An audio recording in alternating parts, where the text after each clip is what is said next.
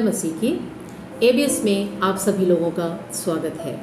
मुझे आशा है कि आप सब अच्छे होंगे और परमेश्वर की दया से मैं भी अच्छी हूँ। मेरे प्रियो, इन दिनों में हम लय व्यवस्था का अध्ययन कर रहे हैं। बीते दिनों में हमने पहले अध्याय से लेकर 15वें अध्याय तक का अध्ययन किया। आज हम 16वें अध्याय का अध्ययन करेंगे।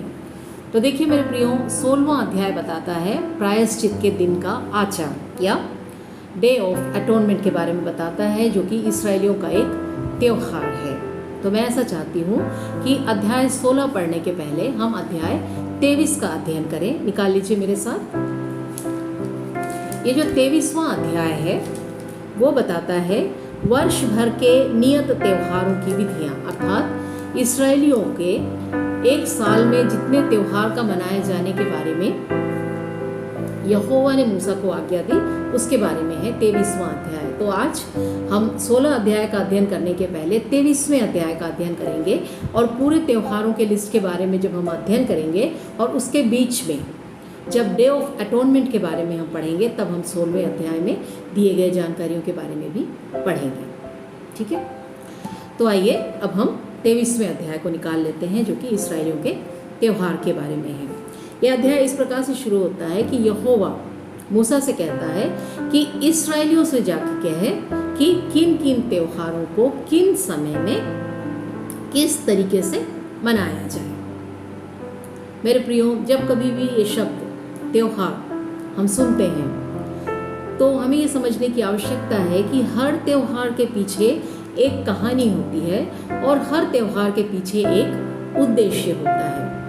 यदि आप कहीं नॉर्थ इंडिया में रहने वाले हैं और आप जब सुनते हैं त्योहार, तो हो सकता है जो पहली बात आपके दिमाग में आए वो दीपावली की जगमगाहट हो सकती है, या पटाखों की आवाज़ें हो सकती हैं, होली के रंग या गुलाल के बारे में आप सोच सकते हैं। ये भी हो सकता है कि आपको बकरीद के गरम बिरयानी की याद आए, या हो सकता है आपको क्रिसमस के केक का स्मरण हो।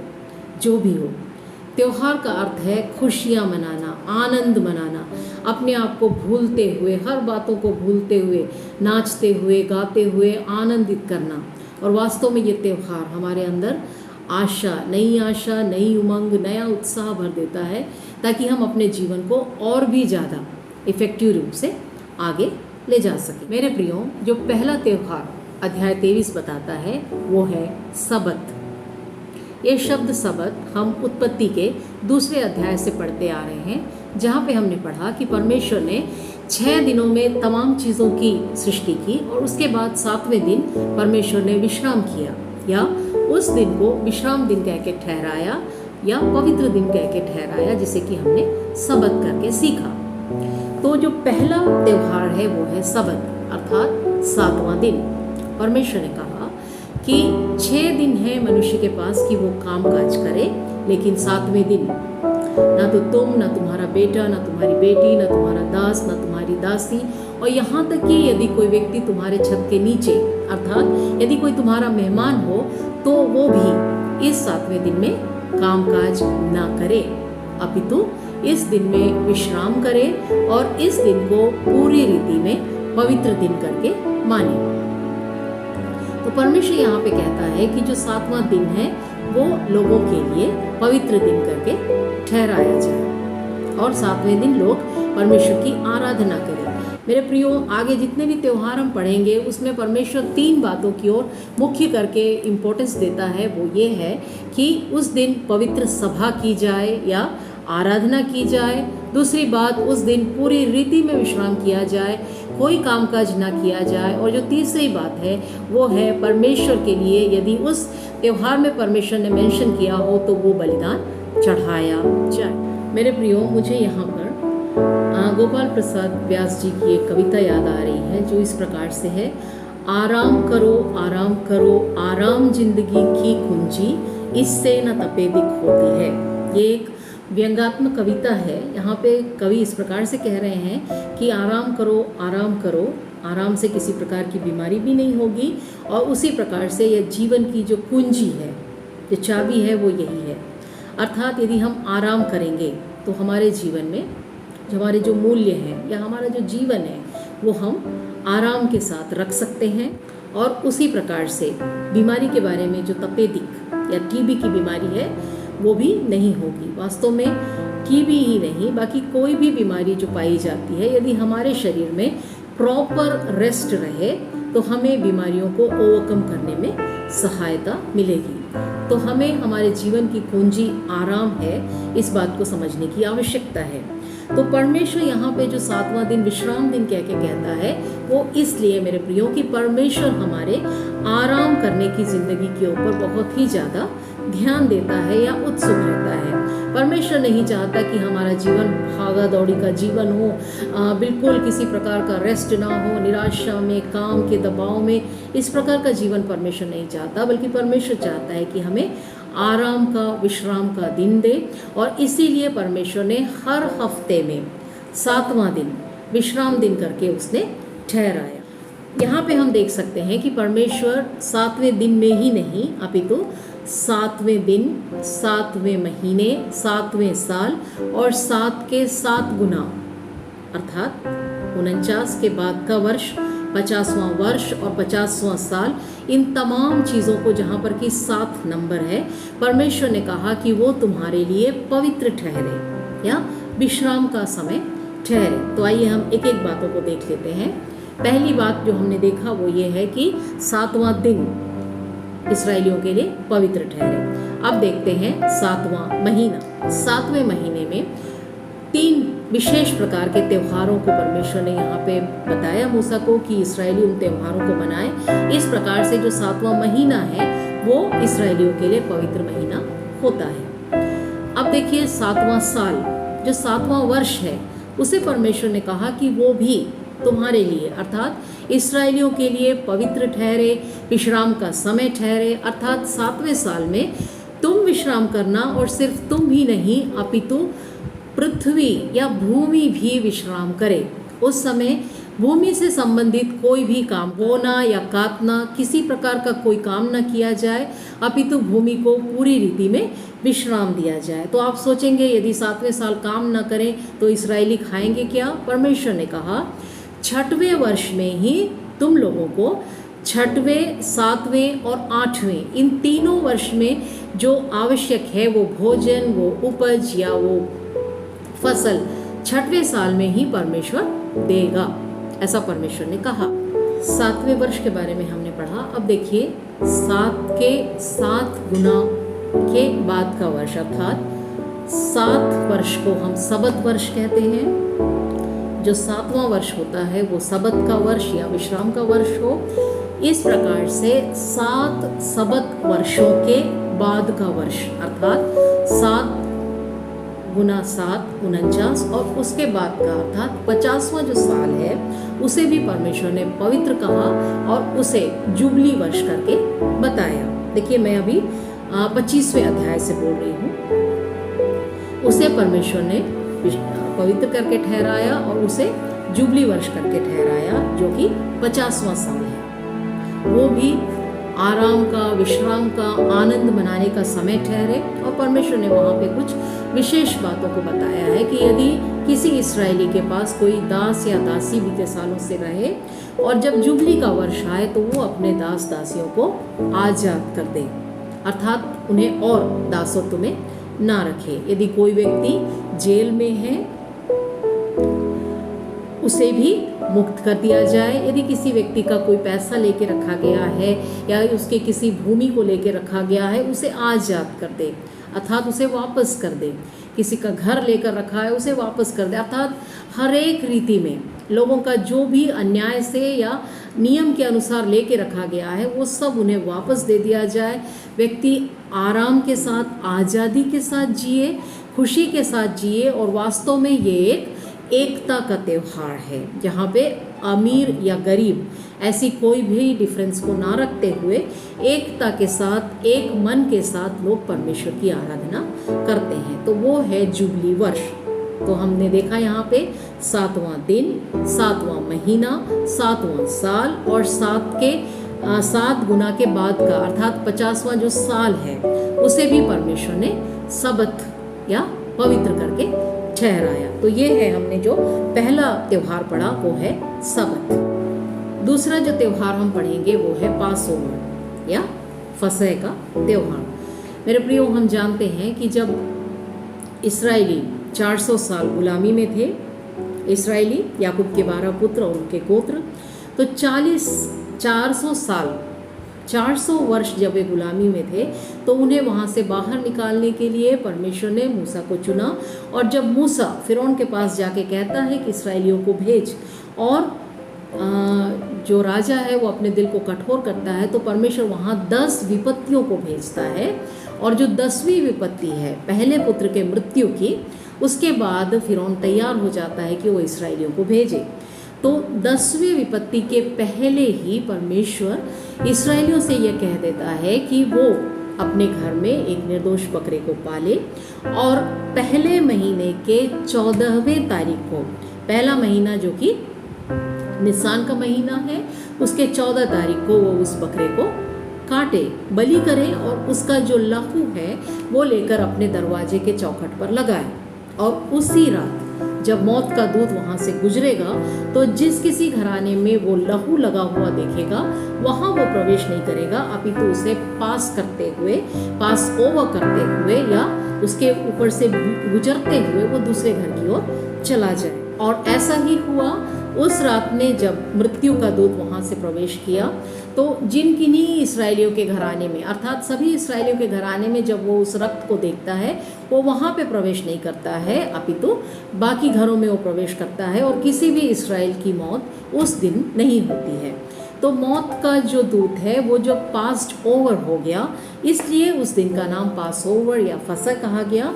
तो उस दिन के याद में परमेश्वर ने कहा कि इसराइली लोग पहले महीने के 14वें तारीख को फसह का पर्व मनाएं, और उसके बाद 15 तारीख से लेकर 21 तारीख का जो सप्ताह है, 7 दिन है, वो अखमीरी रोटी के पर्व के रूप में मनाया जाए। अखमीरी रोटी वास्तव में निर्गमन में जब वो लोग अपने उस जो मिस्र देश से निकल के जा रहे थे तो उस समय उनको अपने रोटियों को खमीर मिलाने का अवसर भी प्राप्त नहीं हुआ, इसलिए भी हम मान सकते हैं कि ये अखमीरी रोटी का त्यौहार मनाया जाता है। तो पहले फसह का त्यौहार 14 तारीख को और 15 तारीख से लेकर 21 तारीख तक जो कि अखमीरी रोटी का त्यौहार है, जहाँ पर कि परमेश्वर ने कहा कि तुम अखमीरी रोटी कड़वी साग को खाते हुए इस त्यौहार को मनाना। मेरे प्रियो, इस त्यौहार के पीछे की कहानी को मैंने बता दिया। अब देखिए, ये पुराने नियम के जो भी त्यौहार हैं वो सब नए नियम के, अर्थात यीशु मसीह के आने के बाद की कई बातों के साथ कनेक्टेड हैं। मेरे प्रियो, ये जो लहू है, इस जो बकरे का लहू यहाँ पे लिखा है, वास्तव में ये मेमने का लहू किसका लहू है? ये प्रभु यीशु मसीह का लहू है, क्योंकि आपके और मेरे पापों से हमें बचाने के लिए या हमें नया जीवन देने के लिए बहाया गया। और जो ये अखमीरी रोटी है, खमीर पाप को दिखाता है, संसार को दिखाता है। तो मेरे प्रियो, पाप के बिना जो रोटी या जो शरीर है वो प्रभु यीशु मसीह का है, जो आपके लिए और मेरे लिए दिया गया है। तो ये है दूसरा त्यौहार फसह। अब आइए हम तीसरे त्यौहार की ओर चलते हैं, जिसका की नाम है फीस्ट ऑफ फर्स्ट फ्रूट या पहले फल का या पहलौठे फल का त्यौहार या पर्व।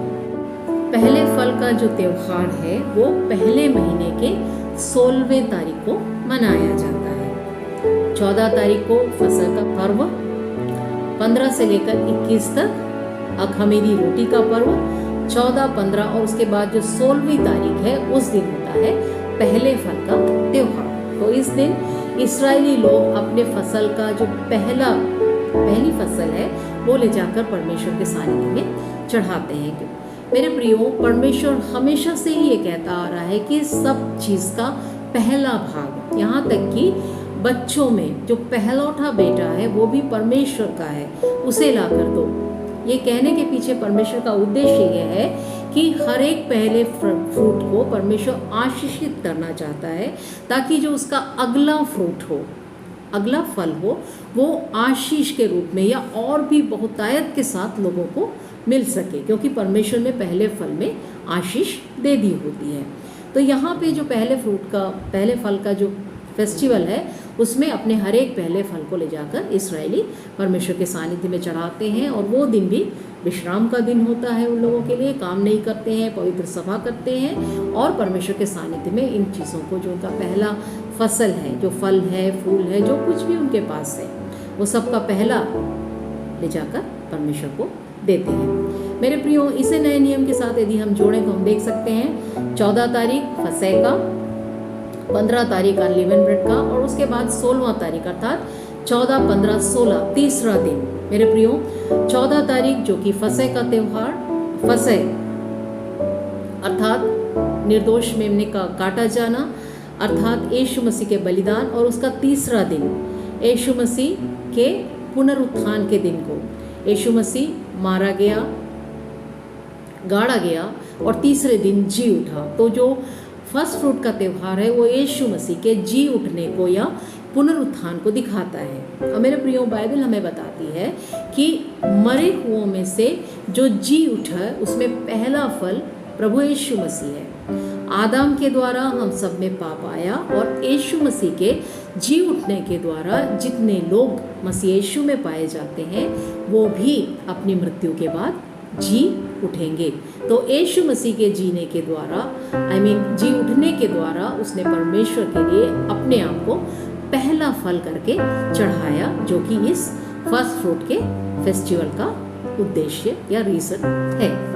मेरे प्रियो, जो अगला त्यौहार है वो है फीस्ट ऑफ वीक्स या सप्ताहों का त्यौहार, जिसे कि पेंटिकोस्ट भी कहा जाता है। देखिए, हमने देखा 14 तारीख फसह का, 15 तारीख अनलीवेंड ब्रेड शुरू हो रहा है वहाँ से, और उसके बाद 16वीं तारीख को फर्स्ट फ्रूट। 16वीं तारीख के बाद जो सबत का दिन आता है, उस सबत से लेकर 7 सबत दिनों को लिया जाता है, और उसके बाद का साल अर्थात बाद का हफ्ता अर्थात 50वें सप्ताह को यहाँ पे कहा जाता है, वो है पेंटिकोस्ट का सप्ताह। 50वां सबत का 40वें सबत के बाद का जो सबत है 50वां, उसे कहते हैं पेंटिकोस्ट का त्यौहार। तो इस दिन में मेरे प्रियो, जो उनके फसल की जो बाकी अंश हैं उनके साथ वो ले जाते हैं, परमेश्वर की आराधना करते हैं, खुशियाँ मनाते हैं, बहुत ज़्यादा कोलाहल होता है उन दिनों में, आनंद होता है।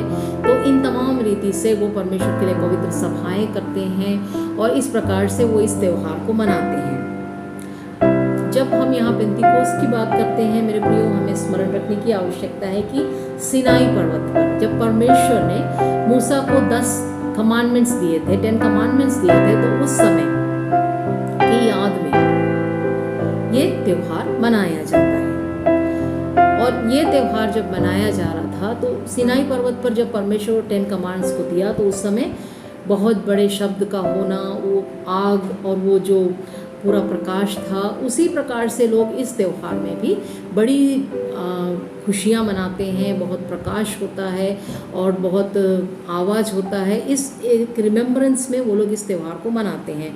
और जैसे कि हम एक्ट 2 में नए नियम में पढ़ते हैं, प्रेरितों के काम 2 अध्याय में, तो ठीक वैसा ही साउंड, उसी प्रकार का एक जो वातावरण है वो उस दिन भी हुआ, जिसे कि हम पेंटिकोस्ट का दिन कह के एक्ट 2 में प्रेरितों के काम 2 अध्याय में पढ़ते हैं।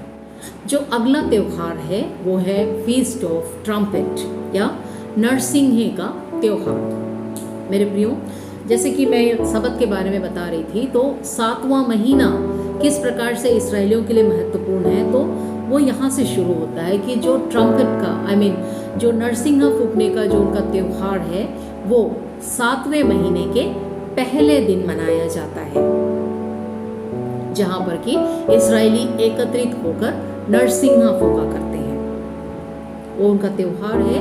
और मेरे प्रियो, ये नरसिंहा फूका जाता है शब्द को उत्पन्न करने के लिए, साउंड उत्पन्न करने के लिए, और वो दिखाता है किसी चीज़ की तैयारी के लिए, किसी उद्देश्य के बारे में बताते हुए या उन्हें अलर्ट करने के लिए नरसिंहा का शब्द बनाया जाता है या साउंड बनाया जाता है। मेरे प्रियो, यदि हम किसी शब्द को सुनते हैं तो हम समझ सकते हैं कि उसके पीछे एक कारण है। यदि हम कार ड्राइव कर रहे हैं और तुरंत ही हम सुनते हैं कि एम्बुलेंस का साउंड आ रहा है, तो हम तुरंत अपने कार को साइड में कर लेते, क्योंकि हम समझ जाते हैं कि एम्बुलेंस आ रहा है और उसके लिए हमें रोड को खाली करके देने की आवश्यकता है।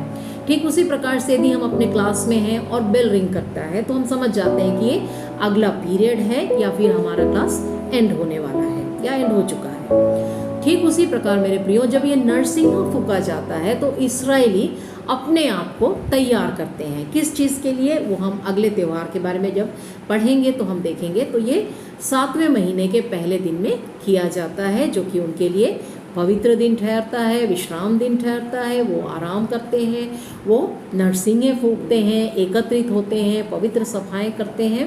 तो ये है अगला त्यौहार। मेरे प्रियो, अगला जो त्यौहार है वो है डे ऑफ एटोनमेंट या प्रायश्चित का दिन। यही है जो अध्याय 16 हमें बताता है, प्रायश्चित का दिन। तो देखिए, जो ये प्रायश्चित का दिन है वो 7वें महीने के पहले दिन में ट्रम्पेट का या नरसिंगे को फूकने का त्यौहार उन लोगों ने मनाया। अब उसके 10वें दिन, पहले दिन में उन लोगों ने नरसिंगा फूका। अब जो 10वां दिन है वो दिन है जिसे कि कहते हैं डे ऑफ अटोनमेंट या प्रायश्चित का दिन। इस दिन की खासियत ये है कि उस साल भर के लिए किए गए तमाम पापों से प्रायश्चित के लिए याजक उस दिन में प्रार्थना किया करता है, प्रायश्चित किया करता है कि लोगों के तमाम पाप जो कि उस साल भर में किए हैं वो क्षमा किए जाएं। तो वो है उस दिन की खासियत। और उसी दिन के लिए तैयार होने के लिए ये जो पहला दिन है, 7वें महीने का जो पहला दिन, उस दिन जो ट्रम्पेट को फूंकते हुए पुरोहित या लोग या जो याजक, ये लोग सब फूंकते हुए नरसिंगे को जो अलर्ट करते हैं वो इस दिन के लिए कि इस 10 दिन तक अपने आप को वो तैयार करे, परमेश्वर के सानिध्य में अपने आप को पूरी रीति से समर्पित करे, अपने अपने गलतियों को मान ले और इस प्रकार से तैयारी के साथ रहे कि 10वें दिन उन लोगों के लिए प्रायश्चित किया जाए। और उसके बाद जो त्यौहार के बारे में हम पढ़ते हैं वो है झोपड़ियों का पर्व या फेस्टिवल ऑफ बूथ्स या टेंट। तो इस त्यौहार में मेरे प्रियो, इस्राएली वहाँ के मंदिर के पास में या यूजुअली अपने घर के पास में एक तंबू बनाते हैं, एक छोटी सी झोपड़ी बनाते हैं अपने घरों के पास में या मंदिर के पास में। इस प्रकार से एक छोटा सा घर या टेंट बनाते हैं, एक तंबू बनाते हैं और उसके अंदर पूरे घराने के लोग रहते हैं। वो लोग स्पेशल तरीके का भोजन करते हैं और आपस में बातचीत करते हैं। और उन दिनों में जबकि वे 40 साल डेसर्ट से होके, देखिए मिस्र से लेकर कनान तक जो 40 साल का उनका जो उनकी जो यात्रा थी उसके बारे में वो लोग स्मरण करते हैं उस झोपड़ी के अंदर, उस टेंट के अंदर जब वो लोग रहते हैं घराने के समेत। और उस दिन वो लोग स्मरण करते हैं कि परमेश्वर ने किस प्रकार से इन 40 सालों में उन लोगों के लिए रहने का, खाने का, उनके पीने के पानी का और उनके हर एक चीज़ों को परमेश्वर ने किस प्रकार से प्रोवाइड किया। विशेष करके उन तंबुओं को वो लोग स्मरण करते हुए ये तंबू का त्यौहार मनाते हैं। तो मेरे प्रियो, इस अध्याय 23 और अध्याय 25 में हम कुल मिला के इतने सारे त्योहारों के बारे में पढ़ते हैं। तो आइए अब अध्याय 16 की ओर हम चलें। उसके पहले मैं एक बात और बताना चाहूँगी कि जो ये झोपड़ियों का पर्व है वो 7वें महीने के 15वें तारीख से लेकर 21वें तारीख तक मनाया जाता है। अर्थात 7वें महीने का पहला दिन फेस्टिवल ऑफ ट्रम्पेट और उसके बाद जो उसका 10वां तारीख है वो मनाते हैं डे ऑफ अटोनमेंट। और उसके बाद जो उसका 15 तारीख है, 15 तारीख से लेकर 21 तारीख का जो समय है वो फेस्टिवल ऑफ बूथ्स के रूप में मनाया जाता है। तो आइए अब हम 16वें अध्याय में चलते हैं। आइए वचन पढ़ लेते हैं। 16 का दूसरा वचन, बाइबल निकाल लीजिए। अध्याय 16 उसका दूसरा वचन। और यहोवा ने मूसा से कहा, अपने भाई हारून से कह कि संदूक के ऊपर के प्रायश्चित वाले ढकने के आगे बीच वाले पर्दे के अंदर पवित्र स्थान में हर समय न प्रवेश करे, नहीं तो मर जाएगा, क्योंकि मैं प्रायश्चित वाले ढकने के ऊपर बादल में दिखाई दूंगा। और जब हारून पवित्र स्थान में प्रवेश करे तब इस रीति से प्रवेश करे, अर्थात पाप बलि के लिए एक बछड़े को और होम बलि के लिए एक मेढ़े को लेकर आए। वह सनी के कपड़े का पवित्र अंग रखा और अपने तन पर सनी के कपड़े की जांघिया पहने हुए और सनी के कपड़े का कटिबंध और सनी के कपड़े की पगड़ी भी बांधे हुए प्रवेश करे। वे पवित्र वस्त्र हैं और वह जल से स्नान करके इन्हें पहने। फिर वह इस्राएलियों की मंडली के पास से पाप बलि के लिए 2 बकरे और होम बलि के लिए 1 मेढ़ा ले।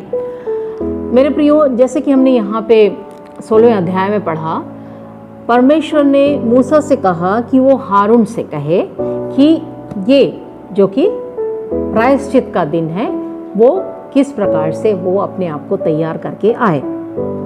और ये जो प्रायश्चित का दिन है इसके बारे में हमने पढ़ा अभी कि त्योहारों के बारे में जब हम पढ़ रहे थे कि 7वें महीने के पहले दिन को नरसिंह का त्यौहार मनाया गया, उसके बाद 10वें तारीख को डे ऑफ अटोनमेंट के रूप में मनाया जाता है। तो उस दिन क्या किया जाए, ये परमेश्वर ने यहाँ पे मूसा से कहा कि वो हारून से कहे, उसे कुछ तैयारियों को करने के बारे में बताया गया। पहला चीज़ ये है कि वो अपना जो ऑफिशियल ड्रेस है, हमने देखा पिछले दिनों में हमने देखा कि महायाजक किस प्रकार का वस्त्र पहना करे। तो यहाँ पे परमेश्वर कहता है कि जो महायाजक है वो स्नान करे और अपने उस जो ऑफिशियल ड्रेस है जो उसको पहना करते हैं महायाजक, उसे वो बदल डाले और सफ़ेद रंग के सनी के कपड़े के ड्रेस को वो पहने। और उसके बाद परमेश्वर कहता है कि वो अपने हाथ को, हौदी में जो पानी है, पवित्र जल है, उससे अपने हाथ को वो धोए। तो एक तैयारी वो। दूसरी तैयारी जो है वो ये है कि महायाजक के पाप के लिए 1 बछड़ा और 1 मेढ़ा लेकर वो आए। और जो तीसरी तैयारी है वो ये है कि इस्राएलियों के पाप के प्रायश्चित के लिए 2 बकरे और 1 मेढ़ को वो लेकर आए। और इतने चीज़ों को लेकर वो आए। मेरे प्रियो, जब हम वाचा के संदूक के बारे में, अर्थात जब हम टाबरनाकल के बारे में पढ़ रहे थे, तो उस समय हमने उसे 3 भागों में बांटा था, आंगन, पवित्र स्थान और अति पवित्र स्थान। और हमने ये भी पढ़ा कि परमेश्वर ने कहा कि जो अति पवित्र स्थान है वहाँ पे सिर्फ महायाजक प्रवेश कर सकता है और वो भी साल में सिर्फ 1 बार। और जो 1 बार का जो दिन है, जिस दिन वो महायाजक उसके अंदर प्रवेश कर सके, वो दिन है ये जिसे कि हम प्रायश्चित का दिन कहते हैं। तो उस दिन के लिए ही इन तमाम तैयारियों को ये महायाजक करता है। तो हारून इतने तैयारियों के साथ आने के बारे में परमेश्वर बताता है। इस दिन की जो खासियत है वो ये है कि ये दिन साल भर में किए हुए तमाम पापों से आखिरी प्रायश्चित के रूप में मनाया जाता है। जो हारून है वो सबसे पहले अपने पापों के लिए और अपने घराने के पापों के लिए प्रायश्चित करता है मेरे प्रियो। और जो बछड़े का लहू है वो अपने हाथ में लेकर, और जो धूप जलाने का जो आइटम वहाँ पे है, और वो इस प्रकार से धूप जलाता है कि उस जगह में पूरा धुआं भर जाए।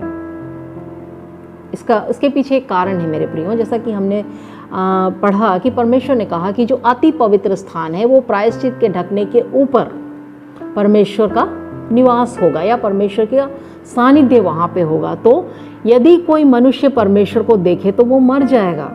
तो इसीलिए परमेश्वर ने कहा कि जब ये हारून अंदर आए तो वहाँ पूरा धुआं भरा हुआ हो, ताकि हारून परमेश्वर को ना देखे, क्योंकि यदि वो परमेश्वर को देखे तो वो मर जाएगा।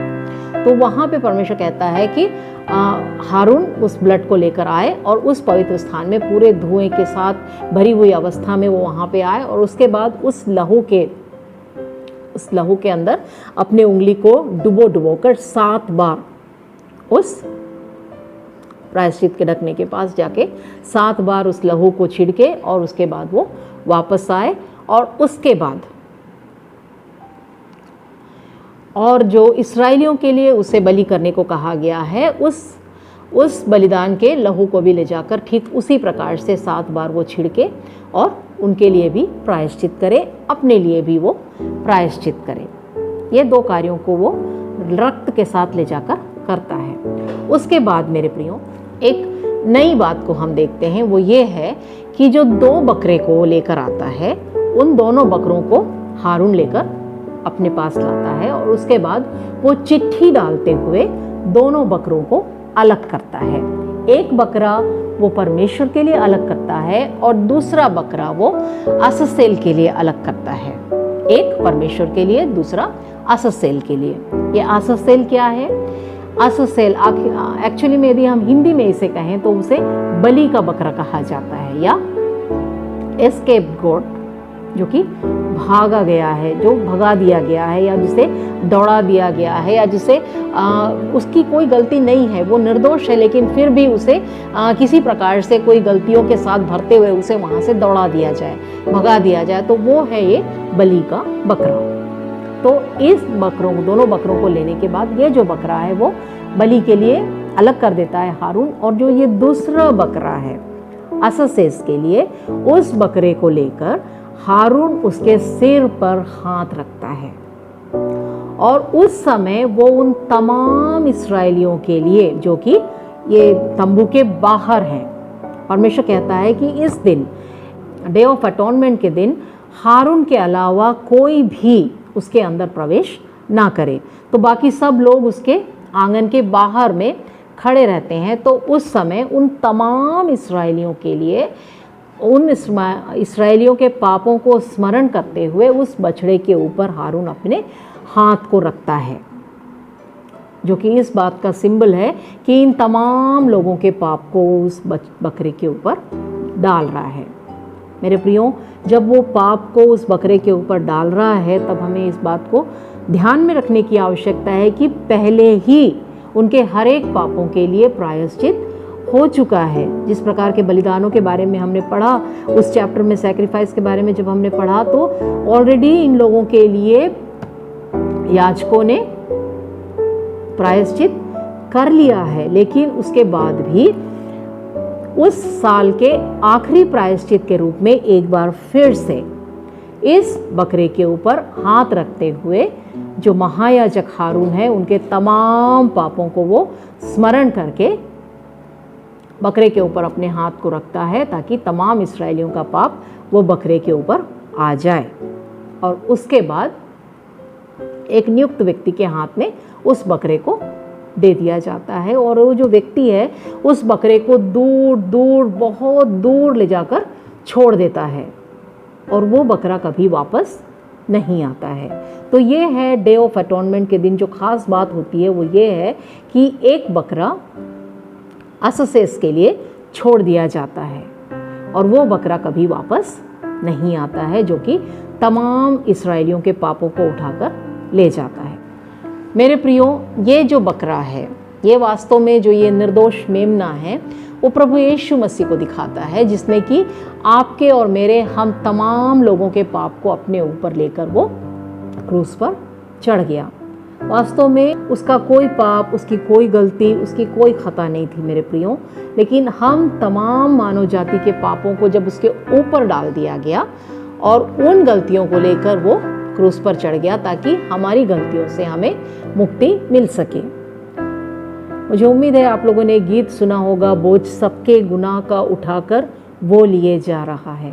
वास्तव में हमारे मसीह की कोई खता नहीं थी मेरे प्रियो, लेकिन जिस प्रकार से हमने इस अध्याय में पढ़ा कि जो बकरा है अससेस के लिए और जो चला जाता है बहुत दूर इस्राएलियों के पाप को लेकर, ठीक उसी प्रकार से यीशु मसीह ने हम में से हर एक के पापों को लेकर इतनी दूर डाल दिया है। हम जैसे पढ़ते हैं, उदयाचल से अस्ताचल जितनी दूर है, पूर्व से पश्चिम जितनी दूर है, उतने ही दूर हमारे पापों को यीशु मसीह ने कर डाला है कि वो वापस हमारे पास ना आ सके। तो इतने बातों को इस त्यौहार के दिनों में इस्राएली किया करते हैं। तो मेरे प्रियो, मैं आशा करती हूँ कि आप इस 16वें अध्याय के हर एक बातों को समझ चुके होंगे। और जो ये डे ऑफ अटोनमेंट है वो वास्तव में साल भर में एक बार इसराइलियों के लिए और आखिरी बार चढ़ाया गया बलिदान है। इसके बाद इसराइलियों के लिए एक और बलिदान उस वर्ष में नहीं पाया जाता है। तो मुझे उम्मीद है कि आप अध्याय 16, 23 और 25 इन तीनों को समझ चुके होंगे। मैं आप लोगों से निवेदन करती हूँ कि आप इन तीनों अध्याय को अपने बाइबल में पढ़िएगा। मैंने इसके अंदर से जो मुख्य बातें हैं वही आप लोगों के साथ शेयर की है। मैं चाहती हूँ कि आप इन तमाम अध्यायों को बहुत अच्छे से अध्ययन कीजिए, और यदि कोई नई बात आप शेयर करना चाहते हैं तो कमेंट बॉक्स का इस्तेमाल कीजिए। परमेश्वर आप सबों को आशीष देवे। अपना ख्याल रखिएगा। जय मसीह की।